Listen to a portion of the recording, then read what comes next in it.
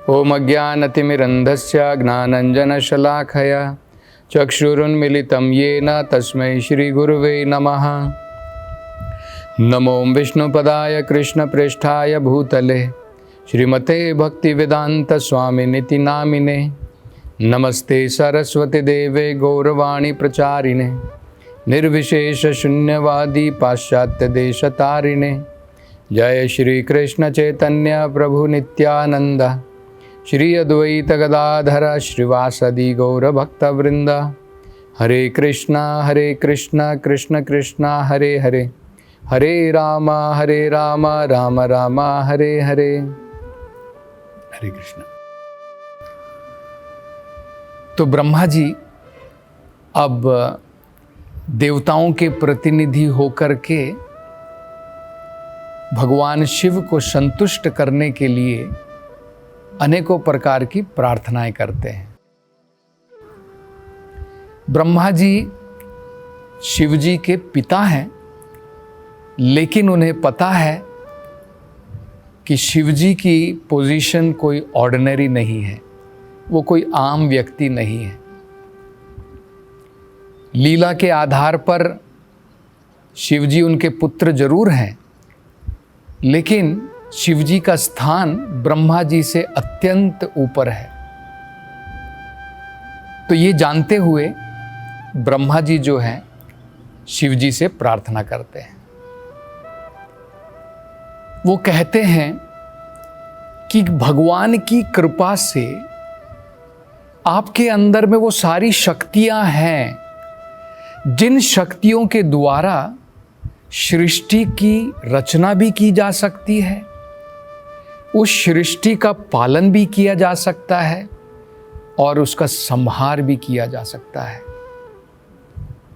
आपकी ये जितनी भी शक्तियां हैं, ये सारी शक्तियां अत्यंत शुभ हैं, इसलिए आपका नाम शिव बताया जाता है। तो कई बार हमें जो है हो सकता है कुछ संदेह हो कि भाई शिव जी तो बाहरी रूप से बड़े अशुभ दिखते हैं।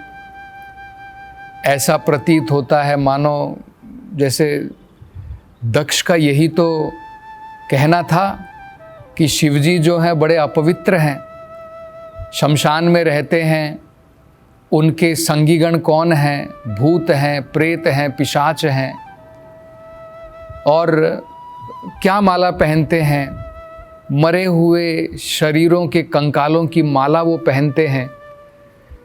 तो अशुभ दिखता है। और उनकी शक्ति भी क्या है? उनकी शक्ति के द्वारा तांडव नृत्य करके वो प्रलय करते हैं। जब प्रलय का समय आ जाता है, शिवजी अपने तांडव नृत्य के द्वारा प्रलय करते हैं। तो लोग कह सकते हैं कि तो अशुभ है, किसी चीज का संहार करना, प्रलय करना, ये कैसे शुभ हो सकता है? तो ये आम लोगों की दृष्टिकोण से हो सकता है अशुभ लगे, लेकिन अगर हम सही प्रकार से समझें तो ये भी बड़ा शुभ है। जैसे उदाहरण दिया जाता है कि एक देश के अंदर में जो सरकार होती है, गवर्नमेंट जिसे कहते हैं, गवर्नमेंट के बहुत सारे विभाग होते हैं, डिपार्टमेंट होते हैं। जैसे कई विभाग आप देखेंगे, एजुकेशन डिपार्टमेंट है, शिक्षा का विभाग है। तो बाहरी दृष्टिकोण से लोगों को लगेगा कि भाई ये जो शिक्षा का विभाग है, एजुकेशन डिपार्टमेंट है, ये तो बड़ा शुभ है। गवर्नमेंट का और एक डिपार्टमेंट होता है जिसे क्रिमिनल डिपार्टमेंट कहा जाता है, अपराधियों का विभाग, जो अपराधियों के लिए है। अब बाहरी दृष्टिकोण से लगेगा कि भाई ये तो बड़ा अशुभ है ना। क्रिमिनल डिपार्टमेंट और एजुकेशन डिपार्टमेंट, हमारी दृष्टिकोण से लगेगा ये शुभ है, ये अशुभ है। लेकिन गवर्नमेंट की दृष्टिकोण से देखिए, सही नजरिए से देखिए, गवर्नमेंट के लिए दोनों डिपार्टमेंट बड़े महत्वपूर्ण हैं। जितना महत्वपूर्ण एजुकेशन डिपार्टमेंट है, समाज में, देश में शांति बनाए रखने के लिए, सुख समृद्धि बनाए रखने के लिए क्रिमिनल डिपार्टमेंट, अपराधी का विभाग भी उतना ही महत्वपूर्ण है। इसलिए उसके लिए भी बजट बनाया जाता है। तो ये जो है ब्रह्मा जी प्रार्थना करते हुए कहते हैं। आगे वो कहते हैं, हे भगवान, भगवान विष्णु की कृपा से जो भी इस भौतिक संसार के अंदर में भगवान की योजना है, उस योजना का पालन हर एक व्यक्ति को करना चाहिए। और खासकर ब्राह्मण जो है उसे ये देखना चाहिए कि जो भगवान ने वर्णाश्रम का धर्म समाज के लिए दिया है, मानव जाति के लिए जो दिया है, उसका पालन जरूर हो। तो वर्णाश्रम जो धर्म होता है, इसका मतलब क्या होता है?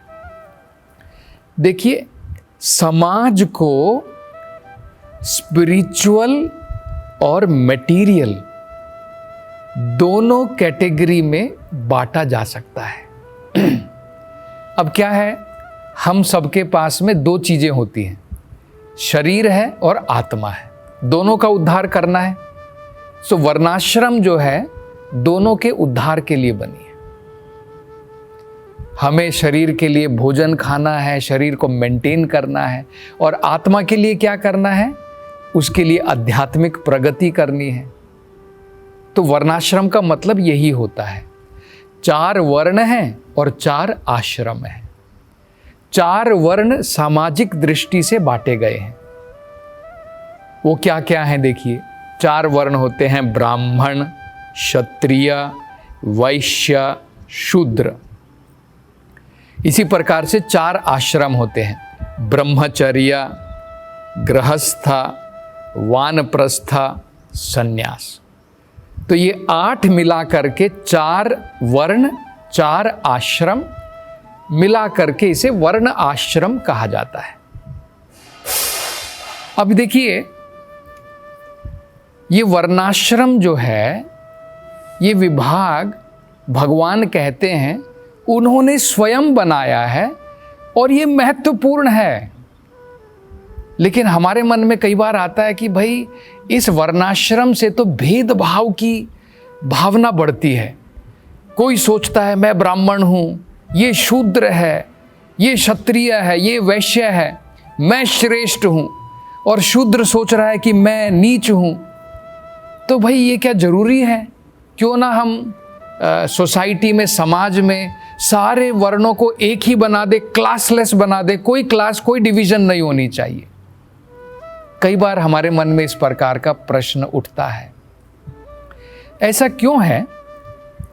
क्योंकि वर्णाश्रम एक्चुअली देखा जाए तो बड़ा साइंटिफिक है, लेकिन लोगों ने वर्णाश्रम का पालन साइंटिफिक तरीके से नहीं किया है। जैसे उदाहरण के तौर पर, ब्राह्मण के अंदर में जब तक ब्राह्मण के गुण नहीं होते हैं और ब्राह्मण का वो कर्म नहीं कर रहा है, वो ब्राह्मण नहीं है। और वो कहे कि मैं ब्राह्मण हूँ, और ब्राह्मण अगर होता है, सही में हो, तो वो बड़ा विनम्र होगा, वो गर्वित नहीं होगा, वो भेदभाव नहीं करेगा कि ये नीच है, मैं उच्च हूँ। तो ये गलत है। तो यहाँ पर हम देखते हैं कि शरीर के अंदर में जिस प्रकार से 4 प्रकार के भाग ऑटोमेटिकली, स्वाभाविक, नेचुरली होते ही हैं। सारे हाथ, पाँव, ये सब जो है सब एक थोड़ी हैं, सबके काम अलग अलग हैं। शरीर में भी डिवीजन है, समाज में भी उसी प्रकार से डिवीजन होती है, लेकिन फिर भी एकता होगी। कैसे होगी उसको हम समझने का प्रयास करेंगे। डिवीजन होने के बावजूद भी एकता रहेगी। ये शरीर में भी डिवीजन है, लेकिन एकता है। देखिए, शरीर की डिवीजन क्या है? इसके भी 4 भाग बताए जाते हैं। एक है सर, एक है भुजाएं, एक है हमारा पेट उदर, एक है हमारे पाँव। अब देखिए चारों के अलग अलग काम होते हैं। हमारा सर क्या काम करता है? पूरे शरीर को, पूरे बॉडी को दिशा दिखाता है, जानकारी देता है, ज्ञान देता है, निर्देश देता है, क्या करना चाहिए क्या नहीं करना चाहिए वो विवेक देता है। हाथों का क्या काम है? शरीर की रक्षा करना हाथों का काम है। सबसे पहले अगर कोई हमारे ऊपर अटैक करता है तो हम सबसे पहले हाथों के द्वारा अपना बचाव करते हैं। हाथों का काम अलग है। पेट का क्या काम है? पेट का काम है जो भोजन शरीर को मिलता है उसके द्वारा सारे शरीर के अंदर में ऊर्जा, एनर्जी फैलाने का काम, पौष्टिकता फैलाने का काम ये पेट का है। पाँव का क्या काम है? पूरे शरीर का भार लेकर के चलना, इधर से उधर कार्य करना, ये पाँव का काम है। तो क्या आप कभी सोचते हैं, मान लो आपके पाँव में चोट लग गई, अरे ये पाँव तो मेरा बड़ा नीच है, इस पाँव के लिए मैं क्यों पैसे खर्च करूं? अरे आप लाखों रुपए भी पाँव के लिए खर्च करेंगे, पाँव की उंगली में भी अगर चोट लग गई तो, क्योंकि वो भी शरीर का अंग है, वो भी शरीर के लिए कार्य कर रहा है।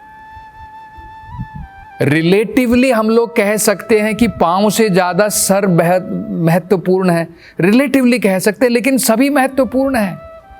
इसी प्रकार से समाज में हम लोग कह सकते हैं कि ब्राह्मण महत्वपूर्ण है अत्यंत, क्योंकि वो समाज को दिशा दिखाता है। लेकिन इसका मतलब ये नहीं कि क्षत्रिय की ज़रूरत नहीं, इसका मतलब ये नहीं कि वैश्यों की ज़रूरत नहीं, इसका मतलब ये नहीं कि शूद्र की ज़रूरत नहीं, तो सब होते हैं। तो जिस प्रकार से सारे शरीर के अंग शरीर के लिए कार्य करते हैं वो एकता है, सबकी वैल्यू है। पाँव का अपना काम है, हाथों का अपना काम है, सर का अपना काम है, लेकिन सब लोग काम किस लिए कर रहे हैं? शरीर के लिए। ठीक इसी प्रकार से वर्ण आश्रम में भी यही है। ब्राह्मण हो, क्षत्रिय हो, वैश्य हो, शूद्र हो, सभी अपने अपने कार्यों के द्वारा भगवान की संतुष्टि करते हैं। ये भगवान का ही शरीर है। तो भगवान के विश्व रूपी शरीर में, विश्व रूप कहते हैं ना, भगवान ने विश्व रूप दर्शाया, उसमें भगवान दिखाते हैं कि ब्राह्मण भगवान का सर है, क्षत्रिय भगवान की भुजाएं हैं, वैश्य भगवान का उदर है, शूद्र भगवान के पांव हैं। तो सब तो भगवान का शरीर ही है। तो इसमें कौन सा भेदभाव होता है? क्या हम कहते हैं कि भगवान के पांव इम्पॉर्टेंट नहीं है, भगवान का सर इम्पॉर्टेंट है, जबकि सबसे पहले तो हम भगवान के चरण कमल को ही जो है उनका आदर करते हैं। तो ये जो आजकल जो हम लोग भेदभाव देखते हैं वो वर्णाश्रम का उसको गलत प्रकार से फॉलो करने के कारण है। अन्यथा वर्णाश्रम तो बड़ा ही साइंटिफिक डिवीजन है। भगवान भगवद गीता में स्वयं कहते हैं, चतुर्वर्णा मया सृष्टम, ये 4 वर्ण मेरे द्वारा सृष्टि की गए हैं। लेकिन भगवान आगे भी बताते हैं, गुण कर्म विभागशः, इनका विभाग कैसे होता है? गुण और कर्म के द्वारा होता है। तो कोई भी व्यक्ति जिसके अंदर भी ब्राह्मण के गुण हैं या वो अर्जित कर सकता है तो वो ब्राह्मण कहलाएगा, और उसे ब्राह्मण का कर्म करना चाहिए। गुण भी होने चाहिए और कर्म भी होना चाहिए। तो इस प्रकार से अब ये भगवान शिव से ब्रह्मा जी क्यों प्रार्थना कर रहे हैं कि सभी को पालन करना चाहिए? क्योंकि वो बताना चाहते हैं कि हाँ, पालन तो दक्ष को भी करना चाहिए था, वो भी ब्राह्मण था, लेकिन उसमें ब्राह्मण के गुण नहीं थे। यही हो गया। देखिए, उसमें ब्राह्मण के गुण नहीं थे। वो यज्ञ कर रहा है, यज्ञ कर रहा है, लेकिन किस लिए कर रहा है? अपनी इंद्रिय तृप्ति के लिए। और ब्राह्मण को तो ज्ञान होना चाहिए कि महान व्यक्ति, महान भक्त शिवजी, उनका मैं अपमान कैसे कर सकता हूं। तो उन्होंने गलती जरूर की है। तो ये बताना चाहते थे कि सबको जो है पालन करना चाहिए। आगे वो अपनी प्रार्थना में कहते हैं कि हे शिवजी, भगवान के द्वारा जो डेस्टिनी बनाई गई है, भाई हमें कुछ कार्य करते हैं, मान लीजिए कोई व्यक्ति देवताओं की उपासना करता है, पुण्य कार्य करता है, तो उसकी डेस्टिनेशन कहाँ होती है? वो स्वर्ग लोकों की तरफ जाता है। कोई व्यक्ति भगवान के निराकार रूप की पूजा, उसकी उपासना कर रहा है, वो कहाँ जाएगा? वो ब्रह्म ज्योति में जाएगा। कोई भगवान की भक्ति के द्वारा सेवा कर रहा है, वो कहाँ जाएगा? वो कृष्ण लोक में जाएगा, वैकुंठ लोक में जाएगा, वहां पर जाकर के भगवान की सेवा करेगा। जो व्यक्ति पाप कर्म कर रहा है वो कहाँ जाएगा? वो नरक लोक में जाएगा। तो कहते हैं कि भगवान की ये बड़ी अद्भुत जो है योजना है, लेकिन कई बार हम देखते हैं कि डेस्टिनेशन बिल्कुल उल्टी हो जाती है। और वो कहते हैं, ब्रह्मा जी कह रहे हैं कि इसको समझना बड़ा मुश्किल है। जैसे उदाहरण दिया जाता है, देखिए अजामिल जो है पहले तो ब्राह्मण पुत्र था, लेकिन गलत संग में पड़ने के पश्चात अजामिल ने अनेकों प्रकार के पाप कर्म किए, लोगों का कत्ल किया, उनको मारा, जुआ खेला, शराब पी, नशा किया और पराई स्त्रियों के साथ में संग किया। सब कुछ प्रकार के जो है गंदे कर्म अजामिल ने किए। तो उसे कहाँ जाना चाहिए था बताइए? उसकी डेस्टिनेशन क्या होगी? उसकी डेस्टिनेशन हम लोग कहेंगे भाई नरक लोक में जाएगा। लेकिन फाइनल में क्या हुआ? उसने जो है अपने पुत्र के नाम को पुकारा, नारायण नारायण नारायण। उसने तो भगवान के नाम को भी नहीं पुकारा था, लेकिन भगवान के नाम की महिमा देखिए। 3 बार नारायण पुकारने के द्वारा स्वयं विष्णु दूत वहां पर आए और अजामिल को जो है यमराज के चुंगल से छुड़ा लिया। तो डेस्टिनेशन अलग हो गई। पाप कर्म किए लेकिन फाइनल में वैकुंठ लोक पहुंचा। इसी प्रकार से यहां पर देखते हैं, दक्ष जो है शुरुआत से ही अनेकों प्रकार के पुण्य कार्य में लगा था, लेकिन देखिए छोटी सी गलती के द्वारा, मिसअंडरस्टैंडिंग होने के कारण अब कितनी बड़ी सजा भुगतनी पड़ी कि उसका वध हो गया है। तो वही ब्रह्मा जी जो है बता रहे हैं कि भगवान की इस लीलाओं को समझना बड़ा अद्भुत है। और आगे अब ब्रह्मा जी क्या कहेंगे, इस विषय में चर्चा हम अगली कथा में करेंगे। हरे कृष्णा।